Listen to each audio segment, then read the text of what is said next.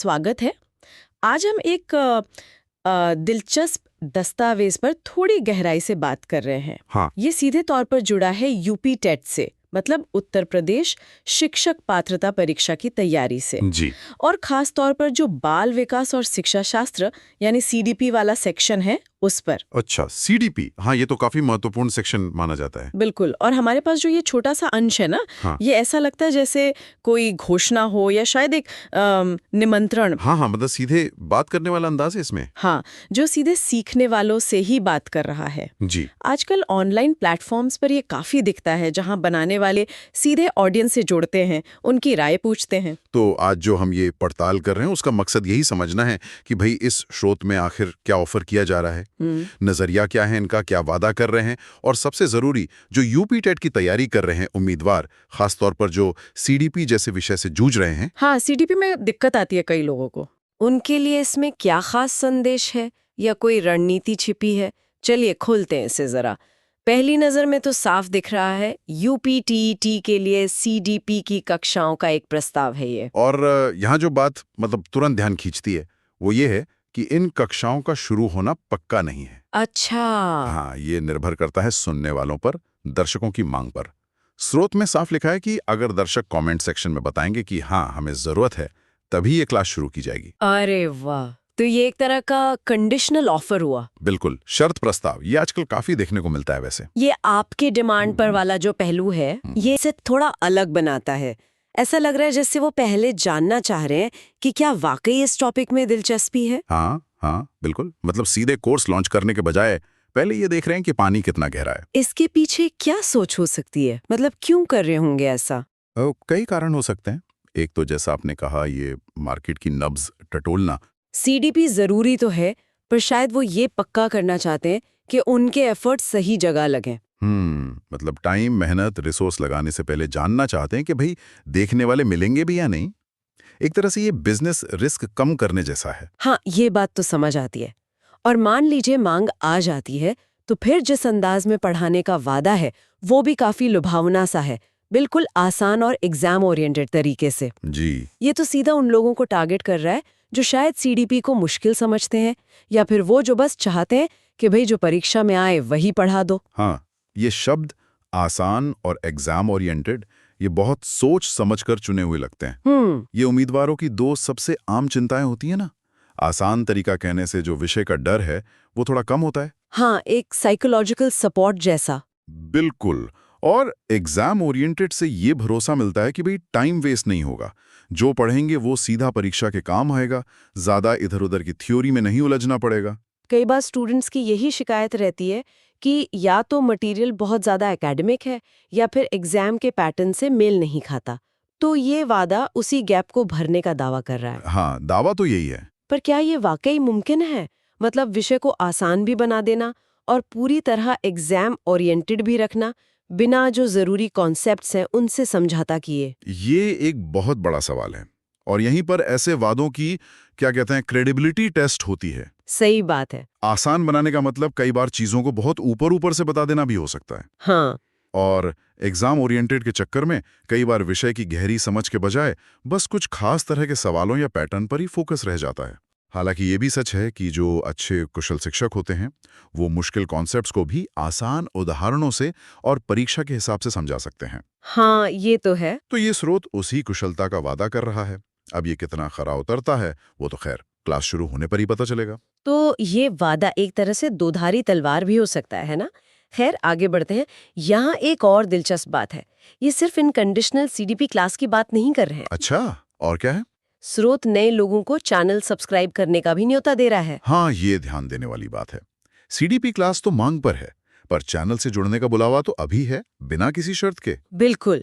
ये एक अलग लेवल का जुड़ाव बनाने की कोशिश है कि भाई क्लास का इंतजार मत करो, आप अभी से हमारे समुदाय का हिस्सा बन सकते हो। और इस जुड़ाव के पीछे भी एक वजह बताई है, एक वादा है। कह रहे हैं कि चैनल पर हर टॉपिक का सटीक और भरोसेमंद विश्लेषण मिलेगा। अच्छा। और ये विश्लेषण तैयारी को एकदम सही दिशा देगा। ये बड़े दावे हैं वैसे, सटीक, भरोसेमंद, एकदम सही दिशा। यहीं पे हमें वो क्या कहते हैं, दोहरी रणनीति साफ दिखती है। कैसे? एक तरफ तो एक खास जरूरत, मतलब सीडीपी क्लास, उसको पूरा करने का कंडीशनल ऑफर है, आपको चाहिए तो मांगिए, हम देंगे। हाँ, और दूसरी तरफ एक ज्यादा व्यापक लगातार सपोर्ट का वादा है। अगर आप हमसे जुड़ते हैं तो आपको लगातार गाइडेंस और एनालिसिस मिलता रहेगा जो भरोसेमंद होगा। ये कॉम्बिनेशन काफी सोचा समझा लगता है। इसका मतलब ये हुआ कि वो अलग-अलग तरह के उम्मीदवारों को खींचने की कोशिश कर रहे हैं। जी कुछ जो सिर्फ सीडीपी की मुश्किल से परेशान है और कुछ जो शायद पूरी यूपीटीडी तैयारी के लिए ही कोई भरोसेमंद सोर्स ढूंढ रहे हैं। बिल्कुल बिल्कुल। ये आने वाले लर्नर्स के लिए कई रास्ते खोलता है। हम्म जो सिर्फ सीडीपी के लिए आए वो कमेंट कर दें, जिन्हें ज्यादा गाइडेंस चाहिए या जो अभी पक्का नहीं है वो चैनल सब्सक्राइब करके पहले देख सकते हैं कि भाई एनालिसिस कैसा है, क्वालिटी है या नहीं। हाँ, ये एक तरह से धीरे-धीरे अपने इकोसिस्टम में लाने का तरीका हुआ। जी। पहले एक प्रॉब्लम का सॉल्यूशन दो, फिर एक बड़े प्लेटफॉर्म का हिस्सा बना लो। और इसीलिए इसमें 2 साफ कॉल टू एक्शन है ना? पहला, कमेंट करके सीडीपी क्लास की जरूरत बताओ। हाँ, दूसरा, चैनल सब्सक्राइब करो ताकि वो एनालिसिस और गाइडेंस मिलता रहे। बिल्कुल। और वो इस बात पे जोर भी दे रहे हैं कि तैयारी की इस यात्रा में शामिल होने के लिए ये कदम उठाने होंगे। मतलब चुपचाप देखने से काम नहीं चलेगा। हाँ, एक्टिव रहना होगा। हाँ, ये एक्टिव पार्टिसिपेशन की मांग जरूरी है।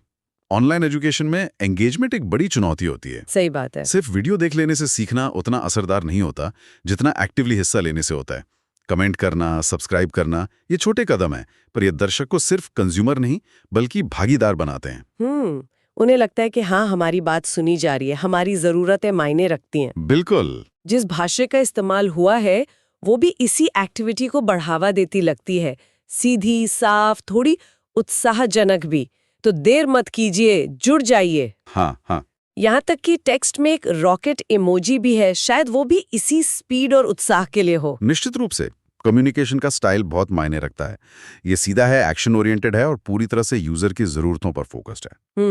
ये सिर्फ जानकारी देना नहीं है, ये मोटिवेट करना और रास्ता दिखाना भी है। और ये उस बदलते माहौल को भी दिखाता है जहां एजुकेशनल कंटेंट बनाने वाले अब सिर्फ टीचर नहीं बल्कि एक तरह से गाइड और कम्युनिटी बिल्डर भी बन रहे हैं। हाँ, ये बात तो है। वो दर्शकों की प्रतिक्रिया को महत्व देते हैं और उसे अपनी कंटेंट क्रिएशन प्रोसेस का हिस्सा बनाते हैं। ये एक तरह से सहयोगी अप्रोच है। आप बताओ क्या चाहिए, हम मिलकर काम करेंगे। इसमें एक तरह की पारदर्शिता भी है ना? वो सीधे बता रहे हैं कि क्लास मांग पर होगी, ये नहीं कह रहे कि कल से क्लास शुरू। बिल्कुल। ये ईमानदारी भी शायद भरोसा बनाने में मदद करती हो। ये एक महत्वपूर्ण बिंदु है। ये पारदर्शिता जो है ना, ये उम्मीदों को मैनेज करने का भी एक तरीका है। अच्छा। कैसे? अगर कल को उतनी मांग नहीं आती तो वो आसानी से कह सकते हैं कि भाई दर्शकों का रिस्पॉन्स कम था इसलिए क्लास शुरू नहीं की। हाँ, ये तो है। इससे बनाने वाले पर ज्यादा प्रेशर नहीं आता और उन्हें अपनी प्लानिंग में थोड़ी फ्लेक्सिबिलिटी मिलती है। ऑनलाइन कंटेंट की दुनिया में ये एक प्रैक्टिकल रणनीति है। तो अगर हम इस पूरी बातचीत को समेटें तो ये छोटा सा दिखने वाला पैराग्राफ सिर्फ एक सूचना या घोषणा भर नहीं है। नहीं, बिल्कुल नहीं। ये अपने आप में एक पूरी रणनीति है। दर्शकों की नब्ज टटोलना, उनकी सबसे बड़ी चिंताओं को एड्रेस करना। हाँ, जैसे विषय की कठिनाई, परीक्षा में प्रासंगिकता। बिल्कुल। फिर उन्हें एक्टिव भागीदारी के लिए प्रेरित करना और उन्हें एक बड़े मंच से जोड़कर रखना। एकदम सही। ये दिखाता है कि आज के डिजिटल युग में एजुकेशनल कंटेंट बनाना सिर्फ ज्ञान देना भर नहीं रह गया है। ये दर्शकों के साथ एक रिश्ता बनाने, उनकी जरूरतों को समझने और लगातार उनके फीडबैक के आधार पर अपनी पेशकश को बदलने, अडेप्ट करने के बारे में भी है। ये एक लगातार चलने वाला संवाद है। तो इस सब का निचोड़ क्या निकालें? हमने इस स्रोत से कुछ मुख्य बातें समझी हैं। हाँ, क्या क्या पॉइंट्स निकले? पहला तो यूपीटेट सीडीपी कक्षाओं का एक कंडीशनल प्रस्ताव है जो पूरी तरह से दर्शकों की मांग पर आधारित है। मतलब कंटेंट ऊपर से नीचे नहीं बल्कि नीचे से ऊपर फीडबैक पर तय होगा। बिल्कुल। दूसरा, सीखने की प्रक्रिया को आसान बनाने और उससे सीधे परीक्षा की जरूरतों से जोड़ने का साफ वादा है। ये यूजर सेंट्रिक और रिजल्ट ओरिएंटेड होने का दावा है। जो कॉम्पिटिटिव एग्जाम वालों को बहुत अपील करता है। हाँ, और तीसरा, जुड़ाव के लिए एक दोहरी रणनीति, कमेंट्स के जरिए खास जरूरतें बताने का बुलावा और चैनल सब्सक्राइब करके एक बड़े लर्निंग कम्युनिटी और लगातार गाइडेंस का हिस्सा बनने का निमंत्रण। ये सारी बातें ऑनलाइन शिक्षा और कंटेंट निर्माण में चल रही एक बड़ी प्रवृत्ति की ओर इशारा करती हैं। अच्छा। यूजर की भागीदारी अब सिर्फ एक लाइक या शेयर नहीं है। ये कंटेंट की दिशा तय करने में, उसकी प्राथमिकताएं तय करने में और यहाँ तक कि एक लर्निंग कम्युनिटी बनाने में बहुत अहम भूमिका निभा रही है। हाँ, जब दर्शक कमेंट करते हैं, सब्सक्राइब करते हैं, अपनी जरूरतें बताते हैं, तो वो सिर्फ पैसिव कंज्यूमर नहीं रहते। सही कहा, वो उस मंच के सह निर्माता जैसे बन जाते हैं। हाँ, ये पारंपरिक वन वे ब्रॉडकास्टिंग मॉडल से हटकर टू वे या शायद मल्टी वे संवाद की तरफ एक साफ कदम है। जी, बनाने वाले अब सिर्फ अपनी एक्सपर्टीज के आधार पर कोर्स बनाकर पब्लिश नहीं कर रहे, बल्कि वो एक्टिवली पूछ रहे हैं, सुन रहे हैं और फिर उसके हिसाब से ढल रहे हैं। और इस पूरी प्रक्रिया के केंद्र में है विश्वास, है ना? स्रोत में भरोसेमंद विश्लेषण का वादा इसी विश्वास की नींव रखने की कोशिश है। बिल्कुल, दर्शक तभी अपनी जरूरत बताएंगे या जुड़ेंगे जब उन्हें भरोसा होगा कि उनकी बात सुनी जाएगी और जो मिलेगा वो वाकई काम का होगा। इसी तरह तैयारी को एकदम सही दिशा देने का वादा भी इसी भरोसे को मजबूत करता है। ये एक तरह का आश्वासन है कि भाई अगर आप हमसे जुड़ते हैं तो आपकी मेहनत और समय सही जगह लगेंगे। ये सब सुनने में तो काफी पॉजिटिव लगता है। यूजर की जरूरतों पर ध्यान, फ्लेक्सिबिलिटी, कम्युनिटी बनाना। लेकिन क्या इसके कुछ संभावित नेगेटिव पहलू भी हो सकते हैं? निश्चित रूप से, और यहीं से एक सोचने वाला सवाल उठता है। क्या? सोचने वाली बात यह है कि क्या ये जो पूरी तरह से मांग संचालित मॉडल है, डिमांड ड्रिवन मॉडल, जहां कंटेंट मुख्य रूप से दर्शकों की तात्कालिक जरूरतों या अनुरोधों पर आधारित होता है, हाँ, क्या वो किसी विषय की व्यापक और संतुलित कवरेज सुनिश्चित करने में उतना ही प्रभावी हो सकता है जितना कि एक पहले से तय किया हुआ विशेषज्ञों द्वारा बनाया गया स्ट्रक्चर्ड करिकुलम? ये बहुत महत्वपूर्ण सवाल है। मतलब क्या ऐसा हो सकता है कि सिर्फ वही टॉपिक पढ़ाए जाएं जो ज्यादा पॉपुलर हैं या जिनकी डिमांड ज्यादा है? हाँ, और इस चक्कर में कुछ ऐसे जरूरी लेकिन शायद कम ग्लैमरस या मुश्किल समझे जाने वाले टॉपिक छूट जाएं जो शायद एग्जाम या विषय की गहरी समझ के लिए जरूरी हो। ये इसका एक संभावित खतरा है, बिल्कुल। एक स्ट्रक्चर्ड करिकुलम आमतौर पर एक्सपर्ट्स इस तरह बनाते हैं कि वो विषय के सभी जरूरी पहलुओं को एक लॉजिकल क्रम में कवर करें, भले ही कुछ हिस्से कम दिलचस्प लगें। उसका उद्देश्य एक मजबूत नींव बनाना होता है। जी, और पूरी समझ विकसित करना। डिमांड ड्रिवन मॉडल में ये खतरा रहता है कि कवरेज थोड़ी बिखरी हुई, फ्रैगमेंटेड हो सकती है। या सिर्फ हॉट टॉपिक्स पर ही फोकस रह जाए। हाँ, या ट्रेंडिंग सवालों पर। हो सकता है दर्शक उन्हीं चीजों की मांग करें जो उन्हें आसान लगती हैं या जिनमें वो पहले से बेहतर है। लेकिन दूसरी तरफ, जैसा हमने पहले भी कहा, ये मॉडल ये पक्का करता है कि कंटेंट बहुत रेलेवेंट हो और सीधा उन एरिया पर फोकस करे जहां लर्नर्स को वाकई मदद की जरूरत है।